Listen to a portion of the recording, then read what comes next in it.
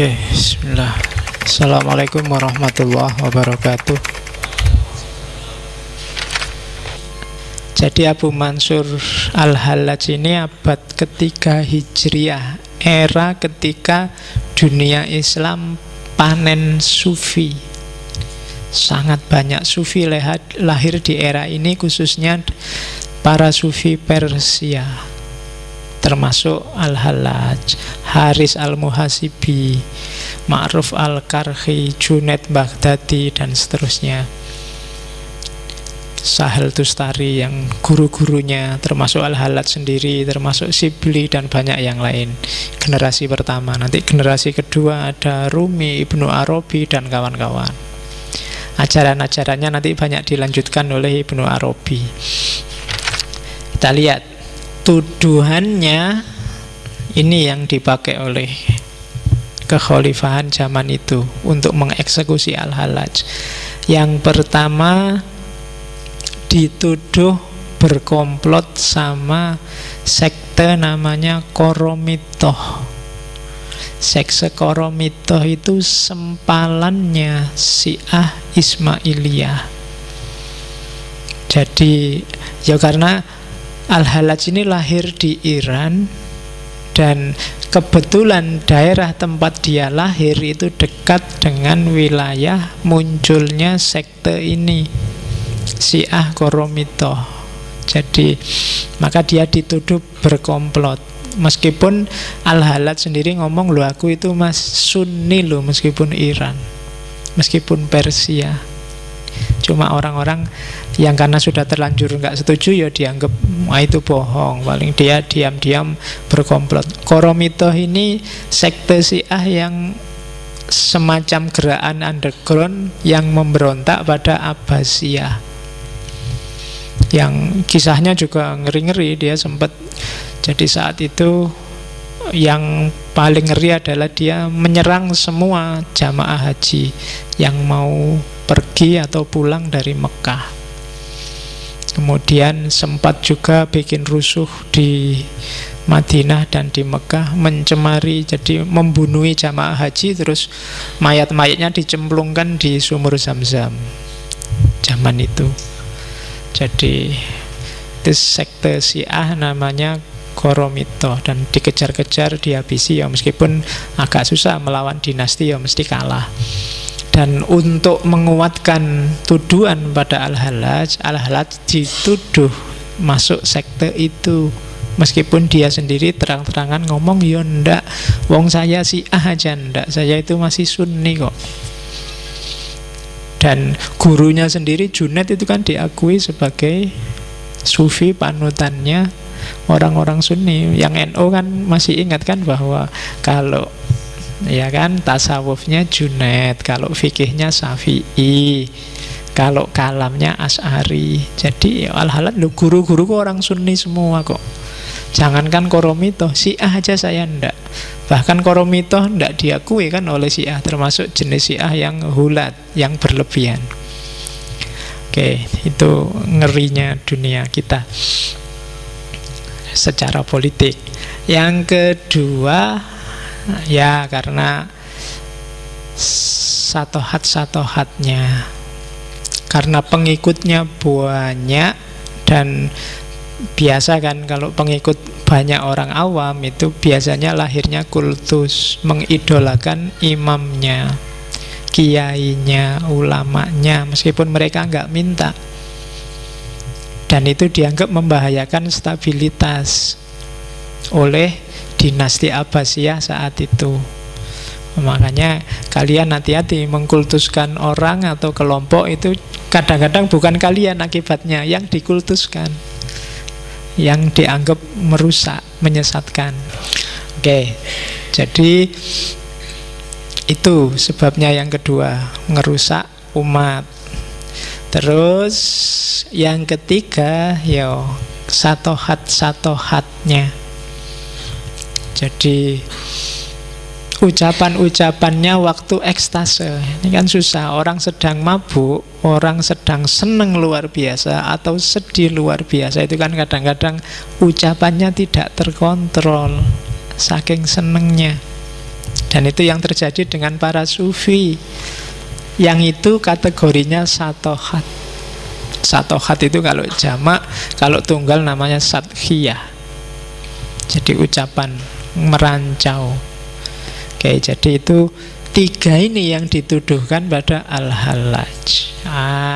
Gara-gara ini nanti dia dieksekusi. Oke, mulai kita buka kitabnya. Al-Hallaj nulis sekitar 20-an kitab yang bisa kita akses sekarang. Kalau di internet bisa kalian ambil Tawasin, termasuk yang versi terjemahan, plus Diwanul Hallaj. Yang Diwanul Hallaj versi Arabnya. Hari ini kita banyak ngomong di Tawasin. Kalau terjemahan bahasa Indonesianya biasanya diterjemah kitab kematian. Tawasin itu sebenarnya ngambil dari salah satu huruf muqatta'ah dalam Al-Quran. Kan di beberapa surat itu ada yang diawali dengan kalimat to sama sin. To sin, jadi tosin yang banyak jadi tawasin. Memang isinya mengarah ke akhirat. Jadi sehingga kitabnya diterjemah jadi filsafat kematian. Itu kalimat pertama. Jadi tosin, kebenaran adalah bentuk cahaya yang memancar dari yang gaib. Ia terlihat dan memancar kembali kepada yang gaib. Dan kebenaran itu melampaui segala cahaya dan menjadi cahaya di atas cahaya. Dan benderangnya memancar ke seluruh purnama. Titiknya yang paling terang menjulang ke angkasa yang diselimuti oleh rahasia. Ini kalau cuma kamu baca, insya Allah kamu ndak paham. Ya, jadi hampir semua sufi Persia menganalogikan kebenaran dengan cahaya, dan puncaknya kebenaran adalah cahaya maha cahaya.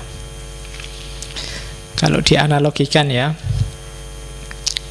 cahaya itu bukan kok kayak cahaya beneran, tapi ini semacam analogi. Sama kayak kamu melihat sesuatu, matamu siap, sesuatunya juga siap. Tapi kalau cahayanya nggak ada, nggak akan terlihat. Mikrofon ini siap, mata kita juga siap untuk lihat mikrofon. Tapi begitu listriknya mati, mikrofon ini tidak akan kelihatan. Jadi kebenaran itu ketika ada cahaya, dialah yang mengantarkanmu pada pemahaman tentang mikrofon ini. Akalmu juga begitu, otakmu siap, yang mau dipikir siap. Tapi kalau nggak dapat pancaran cahaya dari Allah, kalian nggak akan bisa nangkep pengetahuan. Para ulama para ilmuwan secanggih apapun nggak akan bisa moto gimana kerja otak menangkap pengetahuan. Itu sama kayak mata yang atas fasilitas cahaya dia bisa paham sesuatu, bisa melihat sesuatu.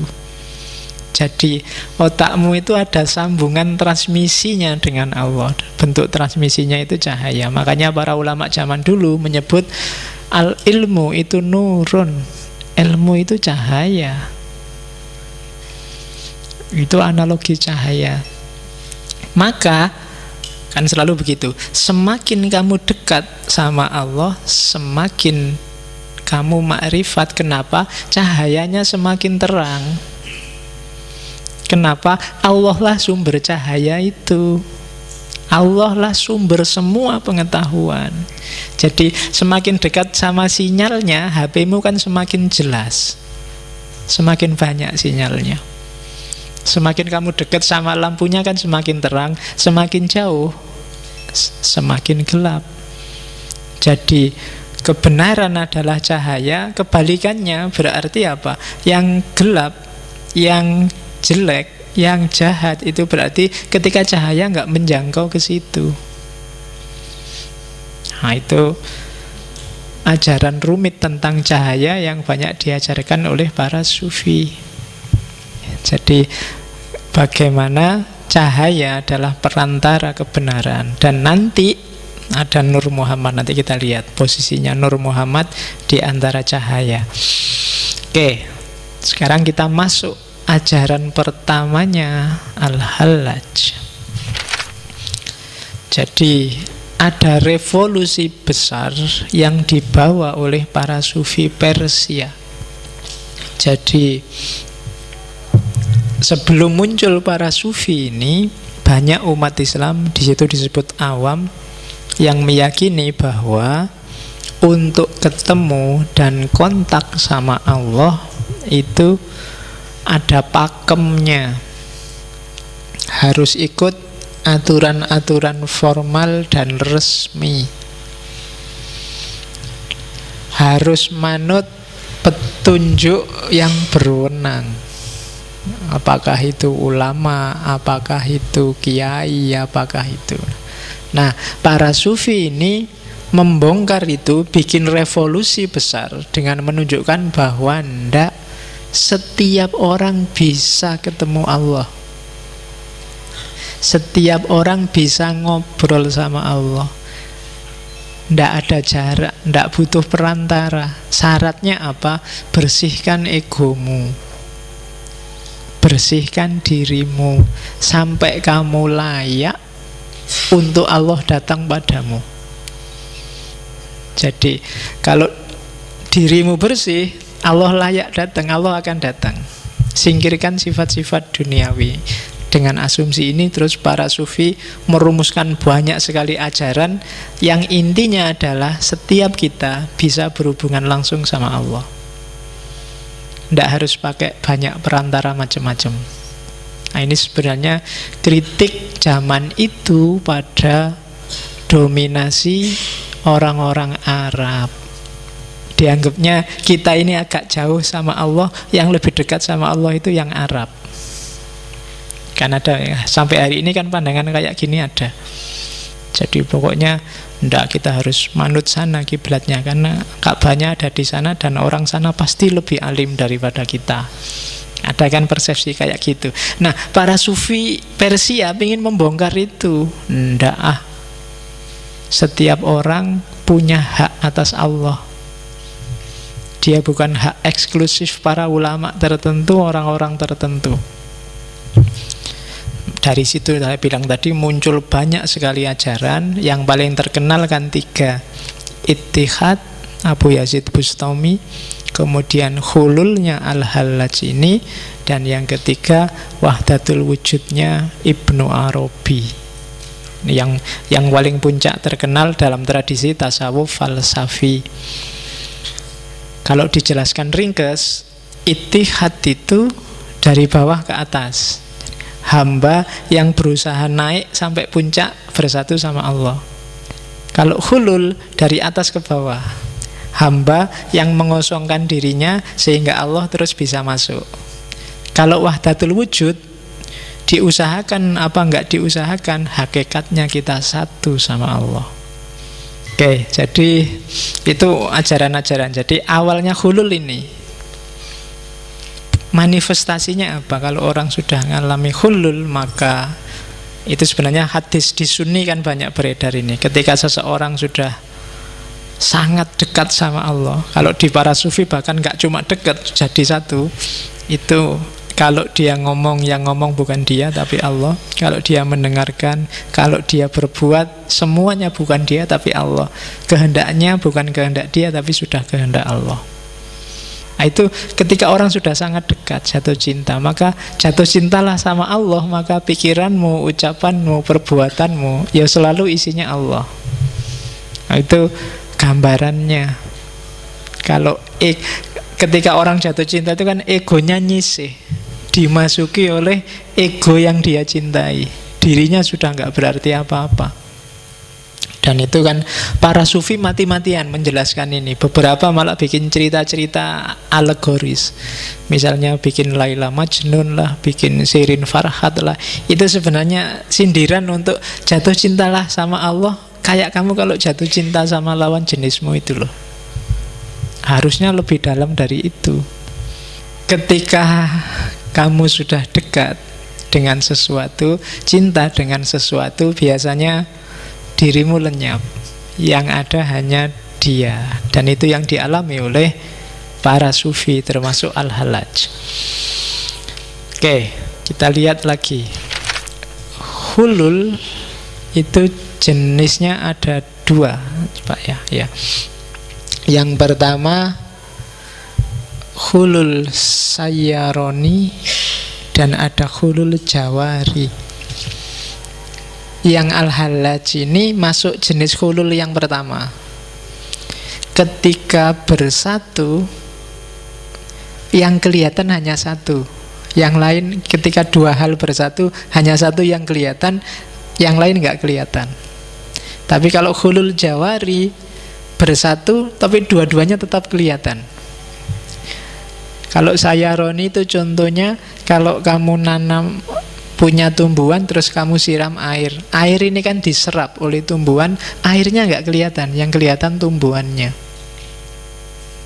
Kebalikannya kalau yang jawari, kayak air yang ditaruh di dalam gelas kayak gini. Ini kan gelasnya kelihatan, airnya juga kelihatan. Nah, ini namanya hulul jawari. Nah, Al-Hallaj termasuk jenis yang pertama, karena ketika Allah masuk dalam dirimu, Allahnya nggak kelihatan, Al-Hallajnya yang kelihatan. Dan padahal Al-Hallajnya sudah nggak ada, yang ada hanya Allah. Itu makanya terus dia bilang ana al-haq. Nanti kita lihat kenapa ada kalimat ana al-haq. Jadi jenisnya hulul itu ada dua. Jadi persatuan yang melenyapkan dan persatuan yang sama-sama ada. Kita lihat kenapa bisa begitu. Baru masuk ke asumsinya. Jadi para sufi punya asumsi dalam diri kita ada dua aspek. Yang pertama aspek nasut, dan yang kedua aspek lahud. Nasut itu kemanusiaan, lahud itu ketuhanan.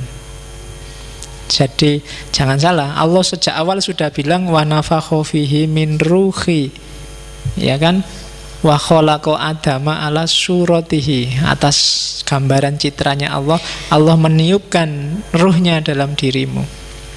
Nah, maka kita ini manusia tapi punya dimensi ketuhanan. Sebaliknya, dalam diri Tuhan, ini yang kalimatnya agak ada lahud, ketuhanan, tapi juga nasut. Lah kok Allah ada kemanusiaannya? Nasutnya Allah itu yang lahud dalam dirinya manusia. Jadi dimensi kemanusiaannya Allah itu sebenarnya dimensi ketuhanan yang ada dalam diri manusia. Maka kan gitu, kalau pingin Allah masuk dalam dirimu, nasutmu yang manusia sisihkan, biar tersisa lahudnya. Dan lahudmu itu nasutnya Allah ketika Allah memanusia. Dari situ Allah bisa masuk dalam dirimu. Jadi ada Tuhan, ada manusia, ya kan? Kalau kamu pingin Tuhan masuk, sisihkan manusianya, karena nggak mungkin Tuhan nyampur. Tuhan bersatu dengan dirimu. Seandainya toh nyampur kayak itihad, yang hilang bukan Allah tapi kamu. Kayak setetes air yang nyampur ke laut, ya nggak usah dicari lagi setetes airnya di mana, yang kelihatan hanya laut. Jadi seandainya itu nyampur, tapi kalau di Al-Hallaj tidak nyampur, tapi siapkan aja kondisimu, sisihkan nasutmu sehingga yang tersisa lahud. Kalau lahud ada, maka Allah bisa masuk. Oke, terus itu asumsi-asumsinya. Prosesnya gimana untuk menyisihkan nasut? Mau tidak mau harus riyadhah diniyah. Jadi latihan rohani. Ya namanya latihan loh, mesti agak berat.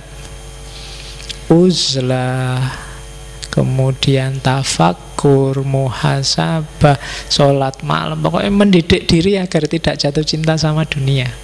Jadi riyadhah, latihan batinmu dengan cara memberdayakan fisikmu untuk mengarah ke batin. Jadi kiblatnya harus semuanya Allah. Oke, jadi itu riyadhah. Begitu kamu ndak lagi terpesona, ndak lagi jatuh cinta oleh dunia, maka jiwamu mulai kompatibel sama Allah. Jadi itu proses riyadhah diniyah. Biasanya kalau para sufi latihannya ada makomatnya, ada step-stepnya. Dan hulul ini termasuk makom-makom puncak. Kalau di Ghazali puncaknya ma'rifat, pemahaman puncak tentang Allah. Kemarin kita sudah bahas Ghazali di filsafat kebahagiaan. Karena begitu orang sudah mencapai ma'rifat, dunia nggak akan bisa nipu dia lagi. Ketika dunia nggak nipu dia, otomatis dia bahagia. Semua sumbermu gelisah selama ini kan selalu tentang dunia. Begitu dunia nggak merisaukanmu, kamu lebih cepat bahagianya. Nah, maka perlu riyadhah diniyah, mujahadah. Oke, terus ini syair-syairnya yang terkenal dari Al-Halaj yang ngomong tentang hulul. Jadi Tawasin juga. Jadi ra'aitu rabbi bi'aini qalbi fakultu man anta qala anta falaisa lil aina minka aina walaisa aina bihaisu anta. Jadi ra'aitu rabbi, aku melihat Tuhanku, bi'aini qalbi, dengan mata batinku. Terus aku ketemu Tuhan, fakultu man anta, loh siapa kamu? Tapi dia jawab, kola anta, loh aku yuk kamu.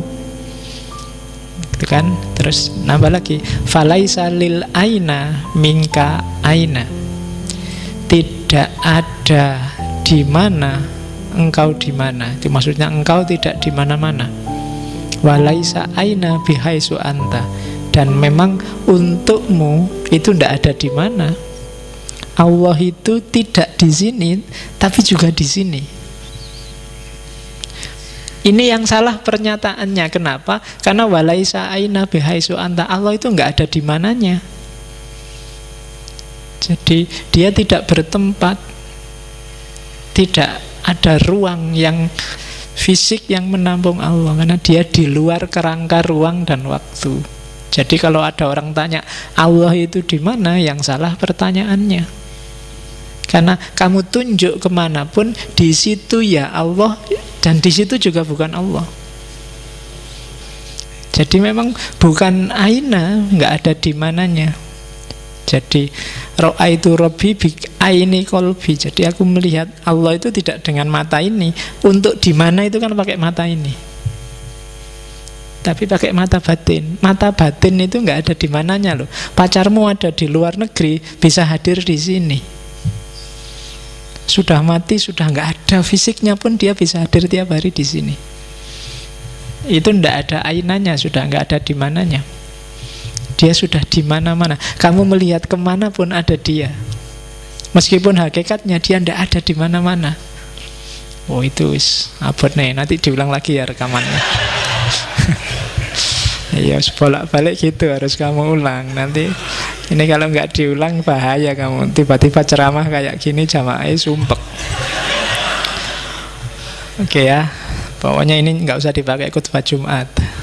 Oke, jadi itu yang pertama. Yang kedua, ini juga ana man ahwa wa man ahwa ana, nahnu ruhani halalna badnan, fa idza absortani absortahu, fa idza absortahu absortana.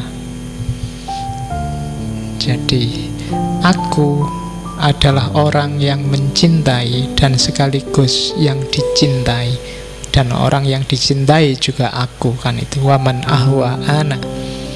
Nahnu ruhani, kami adalah dua entitas, dua roh, halal nabadnan, yang kami sama-sama menempati satu badan. Fa'idha absortani, ketika engkau melihatku, absortahu, engkau melihatnya. Fa'idha absortahu absortana, ketika engkau melihatnya, engkau melihat kami. Jadi kalau kamu lihat saya, saat itu juga sebenarnya kamu lihat Allah. Karena dalam diriku ada Allah. Nahnu ruhani, kami ini di dalam diriku ada dua entitas, dua roh yang bertempat di satu badan, nasud dan lahud tadi. Jadi kalau fa'idha absortani absortahu, kalau engkau lihat aku, engkau pasti melihatnya. Kalau kamu nggak bisa melihat Allah padaku, kamu berarti salah paham terhadapku. Ini sebenarnya teori ini luar biasa untuk mbok kita sesama manusia jangan gegeran, jangan bunuh-bunuhan. Ketika Allah bilang kutiupkan ruhku, ya kan, wa nafakha fihi min ruhi, itu untuk semua manusia, tidak cuma untuk muslim dan mukmin saja. Maka rukunlah, lihatlah Tuhan dalam diri siapapun. Nah, itu sebenarnya arahnya ke situ. Kritik pada orang-orang zaman itu yang dianggapnya yang Arab itu lebih istimewa. Tidak, sama aja. Yang Persia juga, yang Arab juga, semuanya dalam dirinya ada Allah di situ. Allah sendiri yang bilang. Nah, jadi ini maunya para sufi. Maka bagi banyak ilmuwan, ajaran Islam yang paling mudah diterima bagi yang non-muslim di luar Islam itu level sufinya. Kemana-mana bisa masuk. Karena memang ajaran-ajaran kemanusiaannya agak tinggi dibandingkan yang fikih. Fikih itu kan agak kaku. Jadi kalau ada yang tanya jumlah umat Islam sekarang, kan ada kemarin rame-rame, jumlah umat Islam sekarang berapa, itu tergantung versi sufi apa versi fikih. Ya kan, kalau versi fikih pun itu fikih aliran mana dulu, ya kan, karena fikih itu kadang aliran A, aliran B, yang ini dianggap kafir jadi nggak masuk muslim, yang benar yang ini aja. Jadi jumlah umat Islam sebenarnya sangat sedikit kalau pakai fikih. Kalau pakai tasawuf bisa jadi semua di dunia ini sebenarnya ya Islam, muslim kabeh, sedulure kabeh, podo-podo menungsane, kan gitu. Sama-sama dalam diri mereka masing-masing ada Allah. Yang membedakan apa? Gradasi cahayanya. Bukan urusan formalisme ibadahnya. Sejauh mana jiwanya terang, sejauh mana dia dekat dengan nanti yang namanya Nur Muhammad. Kita lihat lagi. Ya, ma zajat ruhuka fi ruhi kama tamzajul khamratu bil ma'is zalal fa idza massaka syai'un massani fa idzan anta ana fi kulli hal. Bercampurlah ruhmu dalam ruhku sebagaimana bercampurnya khamr dengan air bening. Ketika sesuatu menyenggolmu, menyentuhmu, maka ia juga menyentuhku. Fa'idzan anta ana fi kulli hal, berarti engkau adalah aku dalam setiap kondisi. Ini awal-awalnya, sampai kemudian puncaknya ini, ana al-haq. Ini kelihatan luar biasa, padahal kalau kamu pahami harusnya setiap muslim nyampe ke level ini dengan pemaknaan tidak seperti pemahamanmu selama ini. Ini kan biasanya kamu pahami terus aku adalah Tuhan. Sesederhana itu, padahal maksudnya bukan ke situ. Kita lihat tafsir-tafsirnya ya. Yang pertama,